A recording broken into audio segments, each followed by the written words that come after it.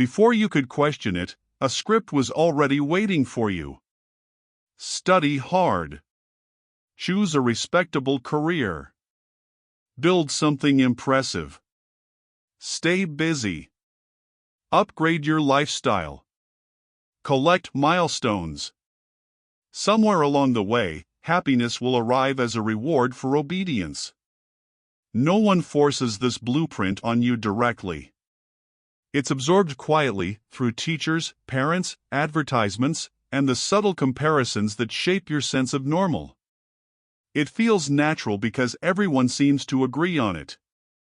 And when everyone agrees, it rarely feels like a choice. You follow the steps carefully. You do what you're supposed to do. Yet a strange restlessness lingers. Not dramatic misery, just a quiet sense that something is slightly off. You reach goals and feel relief instead of meaning. You upgrade your life but not your inner state. And because the script promised fulfillment, you assume the problem must be you. Maybe you're ungrateful. Maybe you're not ambitious enough. Maybe you're behind. But what if the discomfort isn't personal failure at all? What if it's friction between who you are and a path you never consciously agreed to walk? No one ever asked what fulfillment meant to you before defining it on your behalf. The blueprint came pre-written. The milestones were pre-selected. The applause was pre-recorded. And the most unsettling question is this: if you didn't write the script, who did? You reached the milestone you once obsessed over. The promotion, the income level, the relationship, the apartment that proves you are progressing. For a moment, there is a rush. A quiet validation. You made it. But then something unexpected happens. Life feels almost the same. Your thoughts sound the same.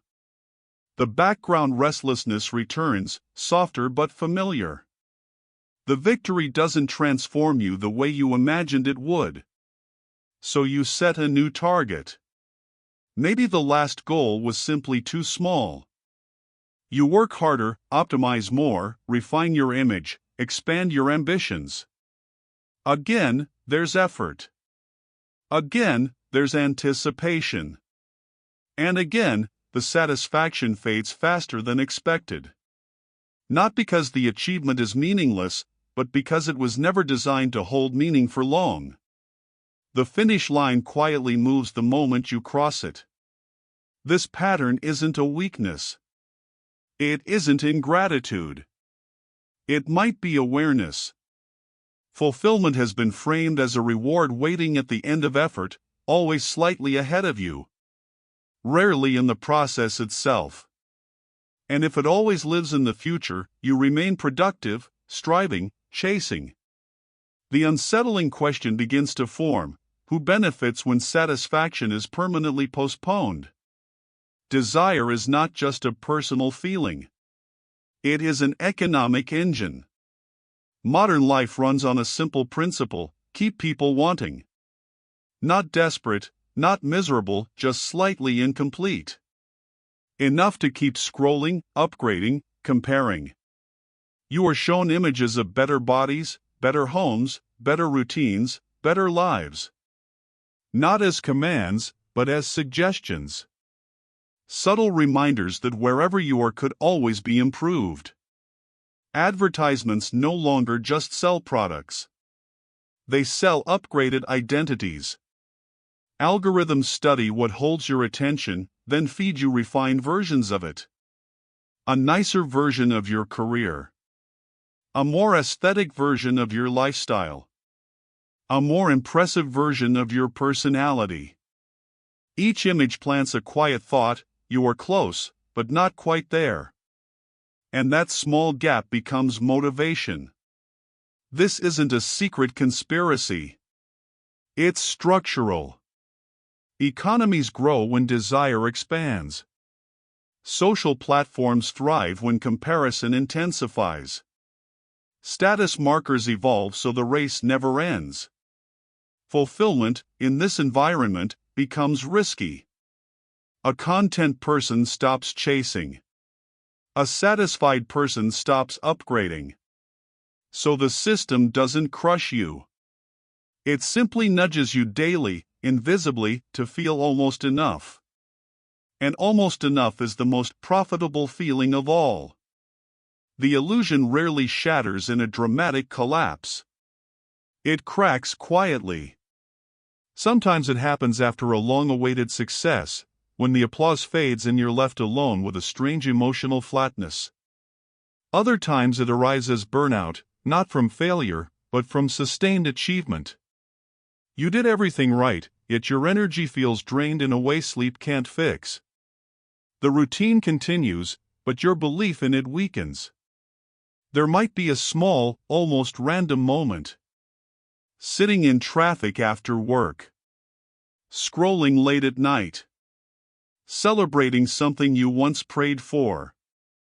And suddenly a question surfaces you can't ignore. Why doesn't this feel the way I thought it would? The discomfort isn't loud. It's subtle, persistent. You start noticing how often you postpone joy. How often you say, once I reach this, then I'll relax. That's when the shift begins. You don't reject your life. You simply begin observing it. The promise you trusted starts to look fragile. And a quiet, unsettling thought emerges. If the reward was exaggerated, what exactly were you chasing all along? Much of what we call fulfillment is actually stimulation.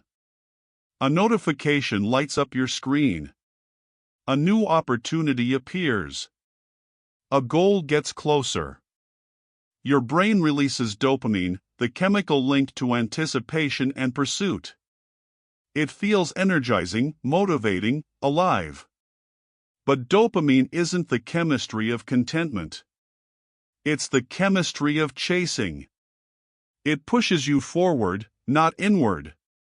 Modern life is engineered around this loop. Productivity trackers, social media likes, endless news updates, constant novelty.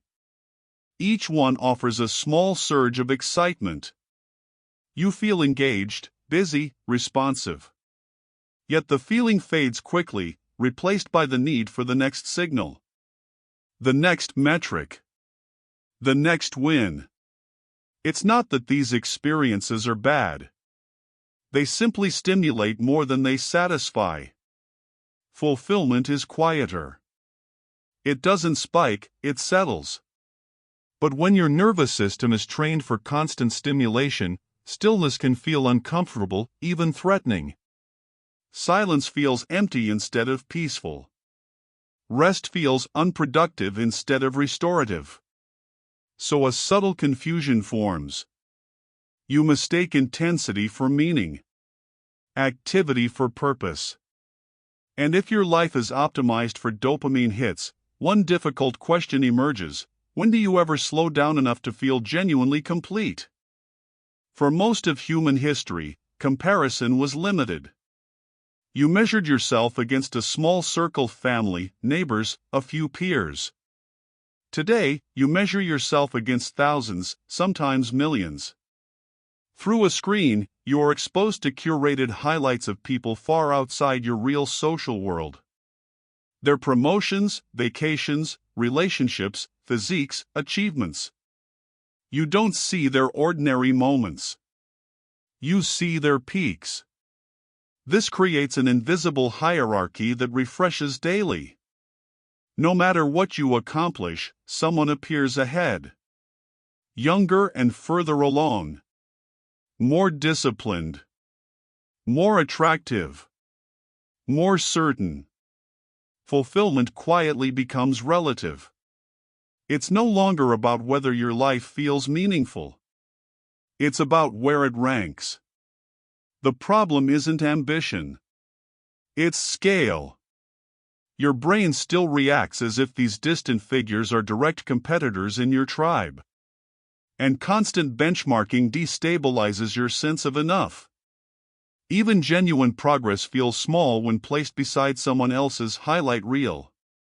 Over time, you begin chasing not what matters to you, but what looks impressive to others. And much of the dissatisfaction you carry may not come from real absence, but from comparison that never ends. At some point, achievement stops being something you do and becomes something you are. Conversations begin with one question: what do you do? Over time, the answer hardens into identity. Your job title, your output, your measurable progress become shorthand for your worth. Productivity is no longer a tool. It is proof that you matter. This fusion feels empowering at first. Working harder strengthens your sense of self. Success feels stabilizing. But the structure is fragile. If your value depends on performance, then rest becomes risky. Slowing down feels like disappearing. A quiet day triggers unease because it produces no visible evidence of significance. When productivity dips, self-doubt rises. Not because you lack skill, but because your identity is tied to constant output. Fulfillment becomes conditional, something you earn through proving. There is no neutral state, only advancement or decline. It's exhausting to live this way, even if you rarely admit it. You are always building, maintaining, defending an image. And beneath the ambition lies a subtle fear: without achievement, who are you? Even when you sense something is misaligned, stepping off the track feels dangerous. The path may be flawed, but it is familiar. It comes with milestones, social approval, predictable rewards. Questioning it introduces uncertainty, and uncertainty triggers fear. What if you lose momentum? What if others move ahead while you pause to think? Falling behind in a race you never fully chose still feels like failure. There is also the social cost. When you slow down or reconsider, people grow uncomfortable. Friends may misunderstand. Colleagues may interpret reflection as weakness. Stability, even imperfect stability, is easier to explain than exploration. So compliance feels safer. You continue, not because you are convinced, but because deviation seems riskier. The script survives partly because it offers clarity. Do this, then this, then this. Doubt removes that structure. It replaces a straight road with open space. And open space demands personal responsibility. Yet the quiet question remains, growing harder to ignore: if this path does not truly lead where it promised, then where would you walk instead? For most of your life, fulfillment was positioned ahead of you.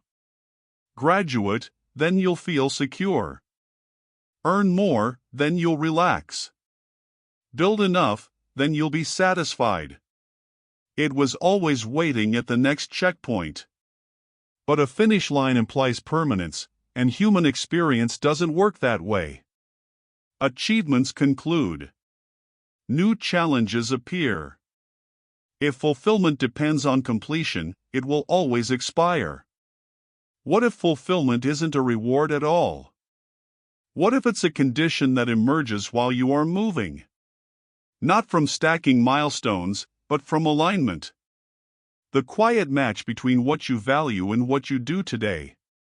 When your actions reflect your priorities, even small efforts feel grounded. There is less internal friction. This doesn't eliminate ambition. It changes its role. Goals become expressions of who you are, not proofs of who you hope to become. The external markers lose some of their authority. The calibration shifts inward. And slowly, you begin to sense something unfamiliar: meaning isn't postponed. It's either present in the process, or it won't appear at the end. For years, comfort was sold as the goal. Work hard now so life can become easier later. Remove friction. Eliminate difficulty. Optimize everything. But something feels hollow in a life engineered only for convenience. When every challenge is avoided, growth thins out. Ease alone doesn't create depth. Not all struggle is destructive. Some forms of effort feel heavy yet meaningful. Training your body. Building something slowly. Committing to a relationship. Learning a skill that humbles you. These struggles drain energy, but they also return something steadier, a sense of expansion. The key difference is choice. Imposed pressure exhausts. Chosen difficulty strengthens. When effort aligns with your values, discomfort becomes purposeful. You're not proving yourself to an audience. You're expressing something internal. The fatigue feels clean, not resentful. There is pride in the process, even before results appear. This challenges a quiet assumption: happiness is not the absence of strain. Sometimes fulfillment emerges precisely because something costs you energy, and you decide it is worth paying. Attention is the quiet force shaping your entire experience. Wherever it rests, life expands. Wherever it fragments, meaning thins. Yet in a digital environment designed to compete for every second, your focus is constantly pulled outward. Notifications interrupt thoughts. Feeds refresh endlessly. Conversations compete with screens. Your mind rarely settles long enough to go deep. When attention is scattered, fulfillment struggles to form. Depth requires continuity.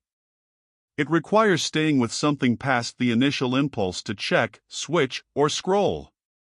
But distraction feels harmless because it's normalized. Everyone is multitasking.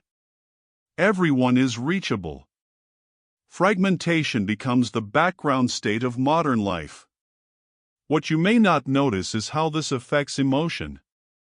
Shallow attention produces shallow experience. Even good moments feel diluted when half your mind is elsewhere. Reclaiming attention is not dramatic. It begins with small decisions: finishing a thought, sitting with silence, focusing fully on one task. Where your attention goes, your inner world follows. And that realization quietly returns agency to you. Modern culture rewards what can be seen. Metrics, followers, titles, announcements. Visible progress is easier to measure, easier to celebrate. So naturally, energy flows toward what can be displayed. Achievements become content. Experiences become updates. Even personal growth can turn into performance. The line between living and presenting slowly blurs. But some of the most meaningful parts of life don't translate well to an audience. The slow mastery of a skill practiced in private. A conversation that changes you but never gets posted. Time spent alone thinking, adjusting, realigning. These moments don't generate applause, yet they generate depth. Public validation is loud and immediate. Private meaning is quiet and gradual. One spikes quickly, the other accumulates slowly. When you prioritize display, you begin shaping choices around perception. When you prioritize depth, choices align with internal resonance instead. There is relief in realizing you don't have to document everything to justify it. Not all value needs witnesses. Some of the richest fulfillment grows where no one else is looking. Burnout is usually framed as a personal flaw. You didn't manage your time well. You weren't resilient enough. You lacked discipline. So the solution becomes optimization, better routines, stricter boundaries, more efficiency. But what if exhaustion is not a character weakness, but information? When effort connects to something meaningful, fatigue feels different. You may be tired, but there is a sense of direction beneath it. Burnout feels heavier. It carries cynicism, emotional numbness, a quiet resentment toward the very tasks you once pursued willingly. That tone matters. It signals misalignment. If your daily energy is spent proving rather than expressing, the body keeps score. When goals are externally imposed or internally inherited without examination, motivation drains. You continue moving, but without conviction. Over time, the strain compounds. Instead of asking how to push harder, a deeper question emerges. What is this exhaustion trying to tell you? Sometimes fatigue is not failure. It is the first honest response your system has offered in years. Emptiness rarely arrives as dramatic despair. It's quieter than that. You go to work. You meet people. You complete tasks. Nothing is visibly wrong. Yet colors feel slightly faded. Reactions feel muted. Even moments that should feel exciting register as neutral. It's not intense sadness. It's a thinning of emotional texture. Constant striving plays a role in this. When your attention is always on the next objective, the present moment becomes a bridge, not a place. You move through experiences quickly, extracting utility instead of depth. Over time, life starts to feel transactional. Every action points somewhere else. The nervous system also adapts. Continuous stimulation raises the baseline. Ordinary pleasures struggle to compete. Silence feels flat because your system expects intensity. Rest feels empty because it lacks metrics. Fulfillment doesn't disappear in one dramatic loss. It erodes gradually, like background noise you stop noticing. And the most unsettling part is how normal this numbness can feel when everyone around you seems equally distracted. When identity revolves around status and output, relationships subtly shift as well. Conversations become opportunities. Connections become leverage. Even friendships can carry an unspoken calculation. How does this interaction position me? Networking replaces knowing. Visibility replaces intimacy. This doesn't happen maliciously. It evolves quietly in environments where value is measured publicly. You learn to present the most optimized version of yourself. You filter opinions. You manage impressions. Over time, interaction becomes strategic. The goal is to maintain image, expand reach, protect reputation. But strategy creates distance. When you are always performing, you are rarely fully present. Authenticity feels risky because it cannot be controlled. And without authenticity, depth struggles to form. You may be socially active, constantly engaged, yet privately disconnected. Fulfillment depends heavily on genuine connection. When relationships become transactional, they lose emotional weight. You are surrounded, yet unseen. And the loneliness that follows is confusing, because on the surface, your social life appears full. Something subtle is happening beneath the surface. More people are questioning timelines that once felt fixed. Promotions are delayed on purpose. Corporate ladders are left halfway climbed. Traditional milestones, house, title, prestige, no longer hold the same automatic authority. It isn't loud rebellion. It's quieter than that. A recalibration. You can see it in conversations. Friends choosing flexibility over status. Colleagues prioritizing time over overtime pay. Creators building smaller but more intentional audiences. The language is shifting from more to enough.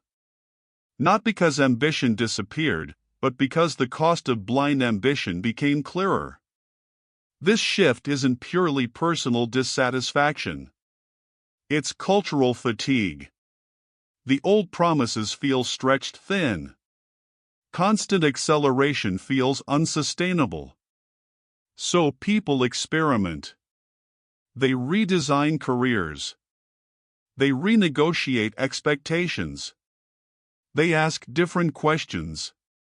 But uncertainty follows experimentation. If the traditional model loses its grip, what replaces it? When inherited definitions weaken, space opens. And open space is both liberating and unsettling at the same time. When external definitions lose their grip, a quieter task begins. You have to decide what success actually means to you. Not in slogans or dramatic reinventions, but in practical, private terms. What kind of days feel solid? What kind of work feels honest? What kind of relationships leave you steady instead of drained? Redefining success doesn't require withdrawing from society. It requires clarity. You may still pursue goals, earn money, build projects. The difference is the metric. Instead of asking how it looks, you ask how it aligns. Instead of chasing applause, you measure coherence between values and action. This shift is subtle but powerful. Internal metrics are harder to display, yet they create stability. When progress is defined privately, comparison loses some of its force. You move with intention rather than reaction. There is no announcement when this recalibration happens. No visible milestone. Just a quieter confidence. Success stops being a performance and becomes a personal agreement you renew each day. For someone used to constant motion, slowing down feels like surrender. The fear appears immediately: if I reduce my pace, I'll lose relevance. Others will pass me. Opportunities will disappear. Momentum, once broken, won't return. So you keep accelerating, even when your energy signals strain. But slowing down is not the same as stepping out. It can mean becoming deliberate. Instead of reacting to every demand, you choose where effort goes. Instead of filling every hour, you leave space for thought. Pace becomes intentional rather than compulsive. When speed is automatic, direction rarely gets questioned. Slowing introduces awareness. You begin noticing which tasks matter and which ones simply maintain appearance. Some goals lose urgency under calm inspection. Others strengthen because they feel genuinely yours. Fulfillment often requires rhythm, not constant acceleration. Rest sharpens clarity. Focus deepens quality. You may accomplish slightly less in volume, yet more in substance. And gradually, you realize something surprising: moving thoughtfully doesn't make you fall behind. It helps you stop running toward destinations you never wanted. Once the noise quiets, building begins differently. You stop asking what looks impressive and start asking what feels solid. The scale becomes smaller, but the foundation becomes stronger. Instead of dramatic reinventions, you make quiet adjustments. You choose work that fits your temperament. You protect time that restores you. You invest in relationships that allow you to be unfiltered. A life that feels real is constructed through repetition, not spectacle. Small, consistent choices accumulate into texture. Reading instead of scrolling. Calling a friend instead of performing online. Finishing projects that matter to you, even if no one notices. These actions rarely generate applause, yet they generate depth. Fulfillment stops being a distant target and becomes a daily practice. You measure your days by coherence rather than comparison. There is less urgency to broadcast, more interest in experiencing. Nothing about this process is flashy. It unfolds quietly, often invisibly. But over time, something shifts. Your life no longer feels like a resume in progress. It begins to feel inhabited. Fulfillment was never locked behind a final achievement. It was never hidden in a future promotion, a perfect partner, or a fully optimized life. It was simply misdirected. You were taught to look outward, to measure, to compare, to accumulate. And in that constant outward motion, you overlooked something quieter. It isn't purchased. It isn't performed. And it rarely announces itself dramatically. Fulfillment grows where alignment exists, where your actions reflect your values, where your attention rests fully, where your relationships are genuine rather than strategic. It appears in depth, not display. In chosen struggle, not imposed pressure. In pace that feels intentional, not frantic. The deception loses its grip once you see it. Not because the world changes overnight, but because your orientation does. You stop chasing completion and start cultivating coherence. You stop postponing meaning and begin noticing it in ordinary moments. Nothing explosive happens at the end of this realization. Just a steady shift inward. And in that shift, something quietly returns: agency.